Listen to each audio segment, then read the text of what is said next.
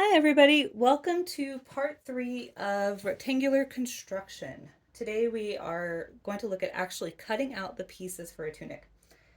I realized when I went to set this up that trying to cut a my body size tunic on camera kind of stretched the limits of my working space in a way that was still visible on the camera. So I've done the exact same worksheet for my son, who is 7 years old. So he's about half a person size, to make it a little easier for you guys to see right here up close what's going on in the camera. It's the same pattern, the same worksheet. The only thing we're doing differently is, like we talked about, we're not going to use that top gore for him. We're just going to have one straight side gore. We've got his measurements, got our fabric. We're going to need cutting tools, something to mark your fabric with. I have white chalk here because I'm working on a darker fabric. A piece of soap works fantastic if you have white soap on dark fabric. If you are working on lighter fabrics, I really love the Crayola Ultra Washable Kids Markers. So far, they have washed out of everything I've used them on, including the soap, without issues. I tend to use a color that's pretty close to whatever I am actually drawing on to make it a little easier, just enough to see. So like I might use a yellow or a really light blue for white or a darker blue for a lighter blue, stuff like that. Now, again with him, this is a wool fabric. You can see the edges of the fabric here. It looks fuzzy like a teddy bear. So if you wash your fabric and this edge comes out kind of stuck together and fuzzy, you are not going to need to finish that seam by rolling it in. And we'll talk a little bit more about that in the sewing section as well. I will be able just to flat fold these, or you can actually leave these unfinished and just assemble the tunic, depending upon your sewing comfort level there. So what I did do for this one, I was working a little fast actually, and I went ahead and measured out the body tunic and cut it. For him, because he is still growing, I don't usually worry a lot about the length of the tunics, because as soon as I cut one, he is promptly going to grow out of it about a week later. So my planned measurement for length was about 26 inches. This one's about 29. I'm just not going to stress. All I'm going to do is add that same amount to the gore length, whatever that difference is. And that is because he's a child. If I'm making one for me, I don't randomly add 3 inches to the length, because then I'm going to be stepping on it. So then I measured out the body panel width for this one, 11 inches, 11 inches, and one straight long cut. That's it. Now I have a giant rectangle of fabric that is both the front and back body panel. It does not have a neck hole or shoulder shaping yet. That's fine. We are going to do that in a minute. The next part I cut out is the shoulders and the sleeves. Sorry. This is where it starts to get just a little bit trickier. So we want to pull our fabric, make sure we have a nice smooth edge. This is one of those areas too, by the way. If you have a fabric that is prone to wrinkling or folding, it's worth it to iron before you do this. It will save yourself a whole lot of heartache and trouble. So our first thing, my arm size, my sleeve length is not 26 inches or 30 inches. My sleeve length is only 18 inches. So the first thing I have to do is shorten this length down to that 18 inches so that my sleeves don't end up too long.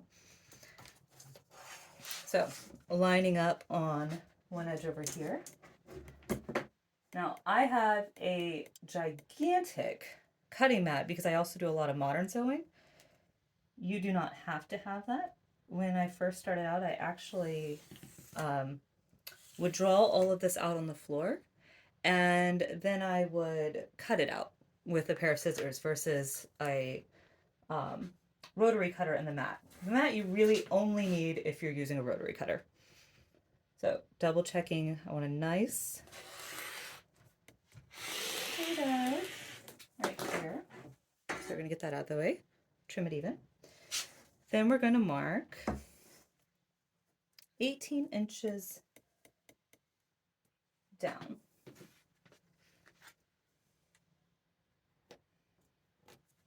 Right here. Now, in theory, I could eyeball that straight across and end up with, you know, an 18-inch chunk. My ability to eyeball things is definitely in question. So I don't. I always measure from 2 points. I line up the ruler again. You can do this with a straight edge. You can do this with any number of tools. That part, honestly, is user preference. Same thing. We're going down to the 18-inch mark. I have 2 marks at 18 inches. So this is going to be the length from here to here of my sleeve.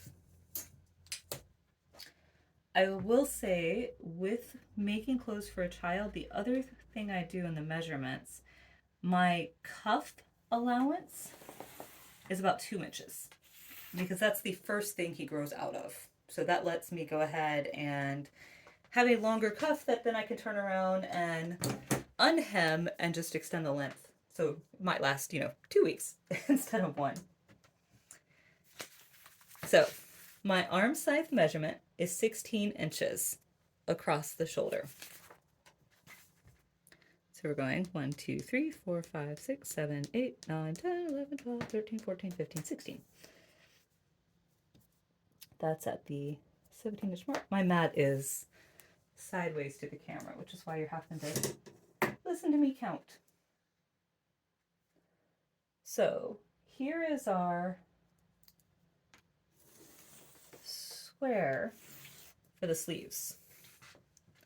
Now, if you were making a tea tunic that was quite literally nothing but a T, you would cut that out and there's your sleeve. But this is about tailoring, and we want these to fit a little better. So looking at this shape, we want it to look like this, in this direction. In the last video, we talked about how this part of the sleeve that's closest to the body is actually flat. That part is straight. And it's straight for the A distance, the same as the top of the gore. In this case, that is 2.5 inches. So 2.5 on each side. I'm measuring down and make a little mark. 2.5. That is going to remain straight because that's going to match that gore. Now, my cuff, however, the way to do cuffs is to start from the center and go out.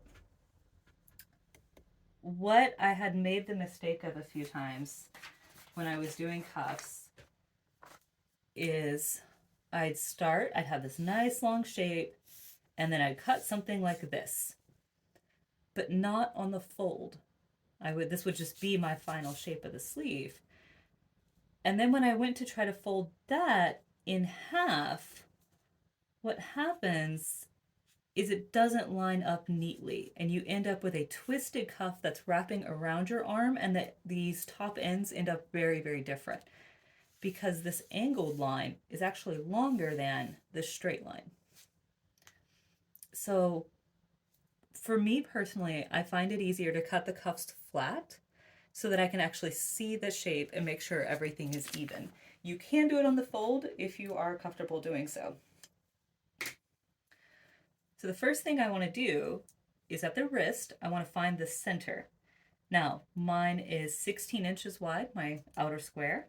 So the center of that is 8 inches. So I'm going to draw a little mark right there. This is the center of my cuff. My cuff measurement total is 8 inches as well. So I'm going to go out half of that in each direction. 1, 2, 3, 4. And 1, 2, 3, 4. And now this is the width of my cuff. So now it's connecting these points to the straight, not to the corner, but to the end of the straight section.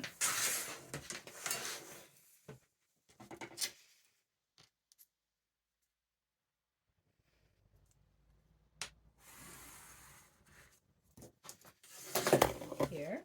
And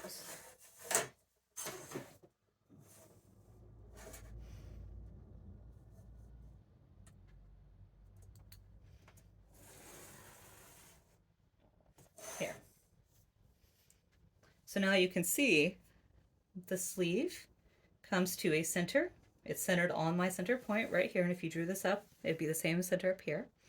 There's a straight section on either side. And these two triangles that we're going to cut away are about the same size. They should be exactly the same size. All right. So we're going to cut that out. Now, you absolutely can draw all of this out at once to play min-max your fabric. The wool I'm using, I have a significant amount of, so I'm not too worried about it. What I'm planning on doing is using this section right here to create the side gores that are going to go down the body. If I was working with a fabric where I had to play Tetris, I would probably draw all of the pieces out first and then cut them out, which also works just fine. You can also do every bit of this with a pair of scissors. You do not have to have a rotary cutter. I just like it. At least for straight edges, it's nice.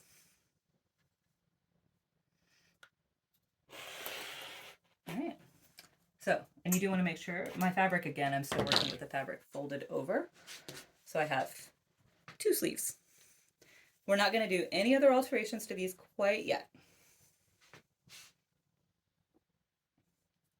All right, and then the side gore. So my length here, so my original length with the 26-inch body panel was 20.5 inches for the length of the side gore, that vertical length. Because I've added a couple inches to the body panel to 29 inches, I'm going to add those same 3 inches here. All I did was make his tunic longer. That's really all I've done. So I added +3 to this one, so I have to add +3 to this one to make them the same.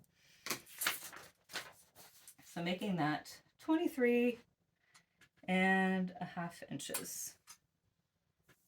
So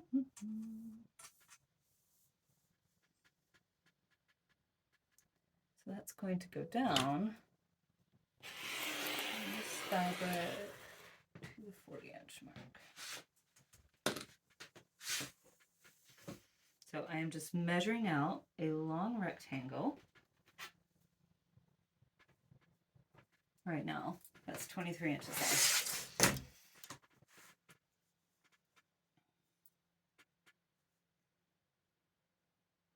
And again, I'm using my mat as a way to keep things set square. You can do this with just adding an extra measurement and get the exact same result.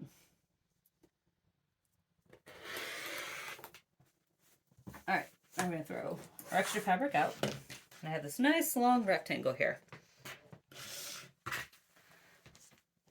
Now, my rectangle is currently folded in half, and you can absolutely use it this way. You can open it flat and do it this way. Both work just fine. If it is easier for you guys to see, we can work with it squared up this way. So we're going to turn this piece into 4 side gores, front, back, side to side. You need to make sure we have it turned the right way with the vertical. The fabric I'm working with does not have a direction on it, so I can flip it either way and it's fine. So the first thing we want to do is find the middle. And you can actually see that my fabric is not exactly square, so we're going to even it up too. This is one of those measurements that is very, very forgiving. The width of the gores, because this is enough room to move and walk comfortably around your legs, it can be a little fuller for a fuller skirt or hem. It can be a little narrower, and it's not going to actually make or break your final garment. If you are working that tightly around your legs, that's a whole different conversation. But generally, we want to be able to walk pretty easily. Oops, let's see. And I wiggled while I was cutting, so I'm just evening that up. There we go. All right, nice square piece of cloth now. So we want this to turn into 4 pieces. So my piece right now is 22 inches wide. So half of that is 11 inches.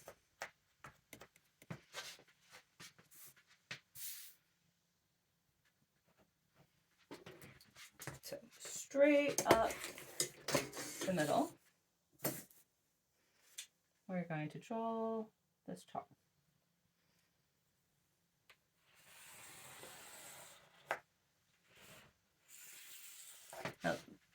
what I'm doing right now is what makes rectangular construction so nice, because we're really going to use every bit of this fabric and put it all into the tunic. You're going to have very, very little waste, which is a nice part of this technique. Now, our top gore, this is the same distance as the sleeve, is 2.5 inches. So 2.5 and a half.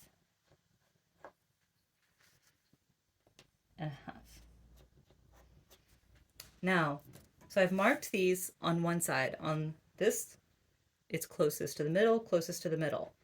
So on the other end of the fabric, I want to mark that same measurement, but from the opposite edge. So 1, 2.5, 1, 2.5. Now you can see they're going to cross, so diagonals. What that lets us do now is when we go from this 2.5 inch marking to this 2.5 inch marking, we have 4 gores laid out now.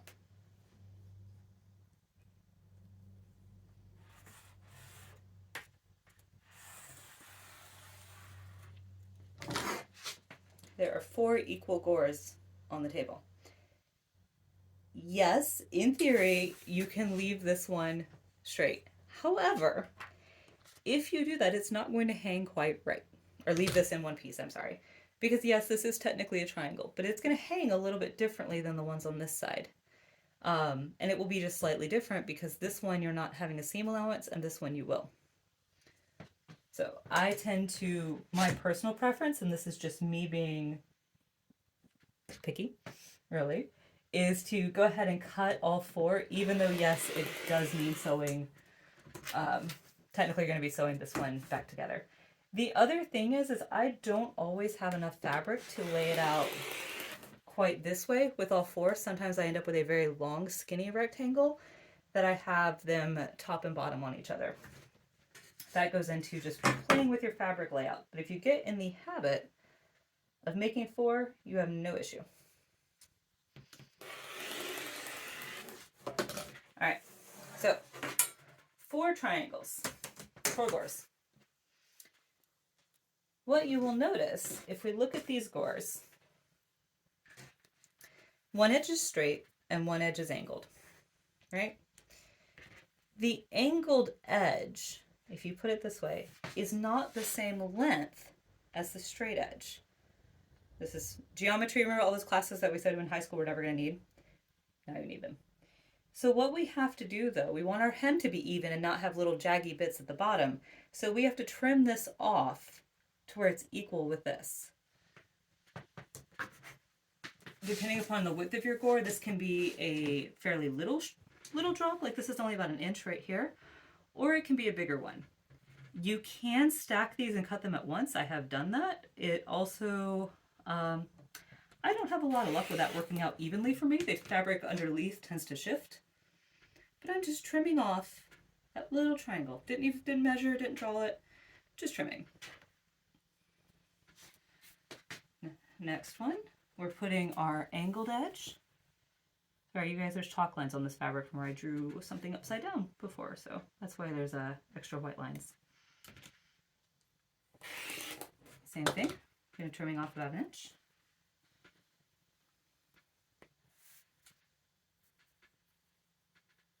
Same thing, trimming off about 1 inch. And you're not trimming off an actual inch all the way across. You're trimming off this little skinny triangle shape. And then the last piece, we're going to do the same thing with.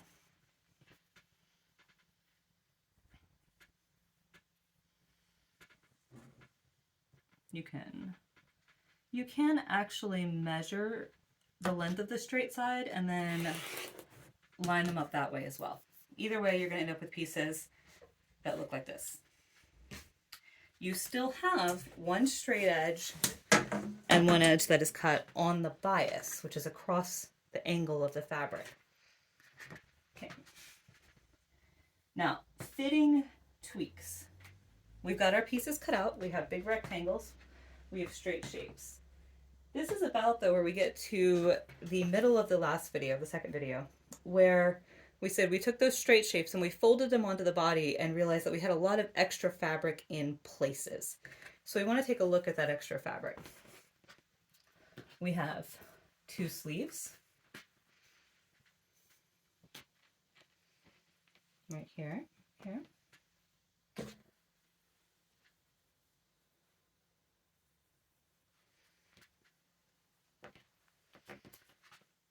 body panel.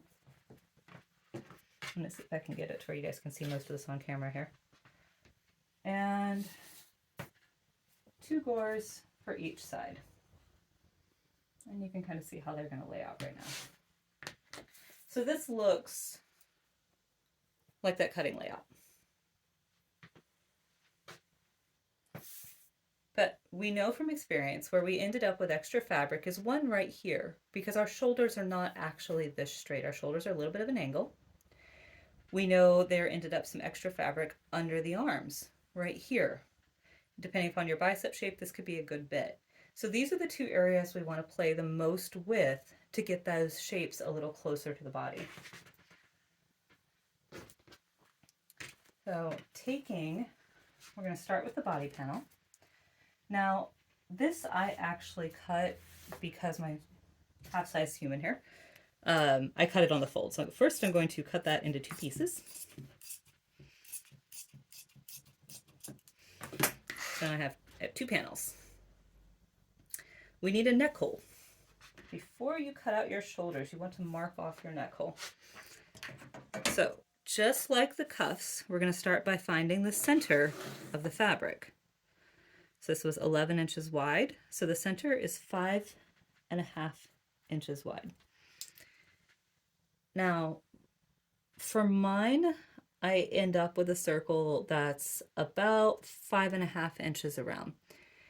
The thing to take note of here, I'm going to go ahead and shift camera up, is if you're looking at your body, your neck does not actually sit in the middle of between your back and your shoulders. Your neck actually sits a little bit to the front.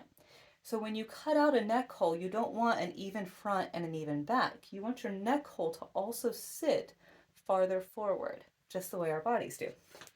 So looking at this, for pint-sized human, did that go back to where you guys can see? There we go. All right, thank you for being patient with videoing here. I'm going to go about, let's see, 1.5 inches out and 1.5 inches over. Right there.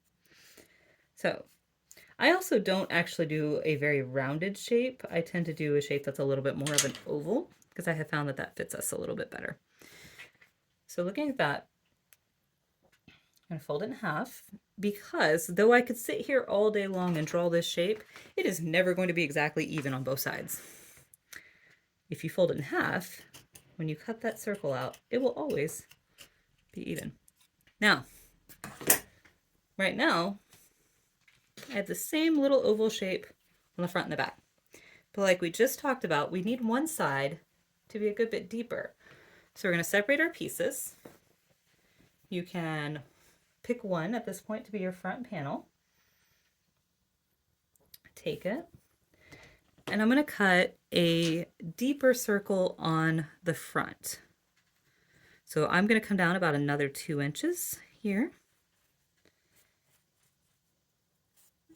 And I'm just doing the exact same thing, just deeper. Now, what you want to make sure is that your shoulder point right here, the width of your neck hole, stays the same on the front and back, or pretty close.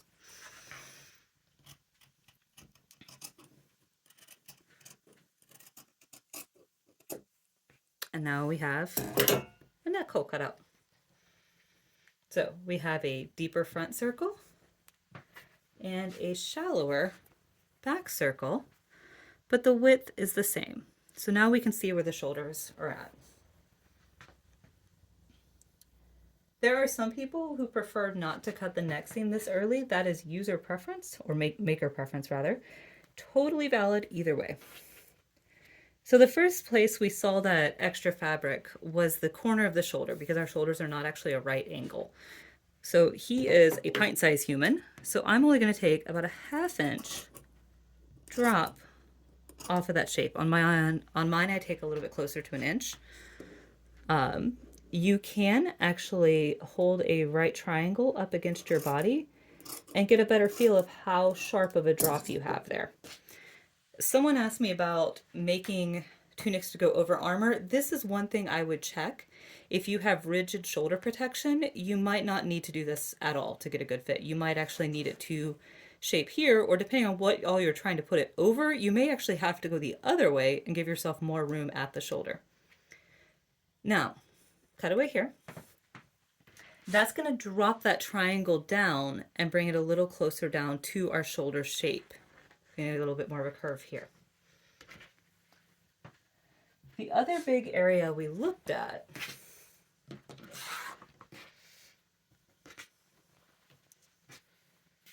is under the biceps. So to do this, we want to first take our arm pieces and line them up really nice and neat. You want to get this as close to perfect as you can here. And again, I work with both of these sides at the same time so that I end up with pieces that are identical instead of having slightly off pieces, unless you want slightly off pieces. Totally valid. If you have one arm that's more developed than the other, or you're working with someone with maybe a prosthetic or again armor, can change your shape. You might need to work with them individually. So what we don't want to change is this flat width. Where we saw the extra fabric was right here in this bicep area. So we're going to take now and cut out a little bit. Now for him, this is kind of an experience point. I know for him I need to stop about the elbows. So I'm just going to cut a little bit of a curved shape. And this is not a science. This is not an exact. This is one of those things too you can do after. You could put it on, pin the tunic under your arms, and see exactly where that distance needs to be. Totally valid there as well. So, taking that, now I'm going to take and trim in along that line.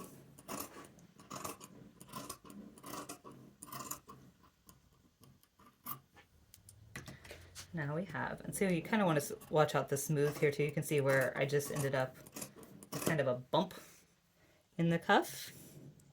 Just kind of smooth it out. I use a pretty generous arm allowance on these, so I am pretty comfortable trimming down and not worrying about it being too small for his little arms. These look very, very tiny, but he's half-size human. So the other area we talked about, and I'm not actually going to do this on his because he doesn't need it on his body shape. I do it on mine, and I'll show you when I get to that tunic. On mine, I actually cut a little bit of a curve here as well because otherwise I end up with a lot of bulky fabric right close to my arms, between my breasts and my arms. So I can actually cut a shallow curve right here, and that kind of pulls that a little closer into the sleeve. I do not need to do that for his. So that is actually where I'm going to stop. You can see we've taken out that point that sticks up over your arm. We have our gores. Now we will touch on this next time when we actually get to assembly as well. I'll mention it. The trick with gores is you want to put the angled edge close to the body, not the straight edge. You want to put whatever side your angle is on should go next to the straight on both sides. The way you can tell if you're having trouble seeing the measurement is you should end up with this little upward poke right here coming out. You can see this angle, and that means that I've put the cut angle on against the straight of the body. The reason you do that is the cut angle is what's going to stretch. It's got just a little bit, it's not leggings level stretch, but there's a little bit of ease and give here. And if you put one stretchy against the other stretchy, they dangle down and you end up with what looks like frowny skirts on the sides. If you put it against the body, you end up with ease equally distributed around the tunic. That is your big trick right there. We will look at that a little closer, probably with some other fabric where you can see the cut lines as well. You can absolutely mark that. When I was first starting doing these, I used to mark a little square on the right side of the fabric until I could see it. So here we've got a sleeve and a sleeve.